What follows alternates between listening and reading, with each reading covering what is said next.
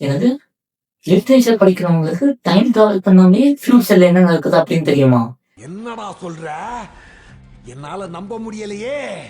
ஆமாங்க. இது நான் சொல்ற 2 பாயிண்ட்ஸ் நோட் பண்ணுங்க. ஃபர்ஸ்ட் ஒன் பார்த்தீங்கன்னா, அவங்க நெறைய ட்ராமா, நாவல்ஸ், ஷார்ட் நாவல்ஸ், அதுக்கப்புறம் பார்த்தீங்கன்னா, போயம் இதெல்லாம் நெறைய படிச்சிருப்பாங்க. ஸோ கேரக்டர்ஸ் அப்புறம் அவங்க லைஃப்ல நடக்கிற எல்லா விஷயமுமே அந்த ட்ராமால எல்லாம் டிஸ்கஸ் பண்ணிட்டு இருந்தபோது, நெக்ஸ்ட் அவங்க லைஃப்ல என்ன நடக்குது அப்படிங்கிறதுமே அவங்க ஈஸியா ப்ரெடிக்ட் பண்ணிருவாங்க.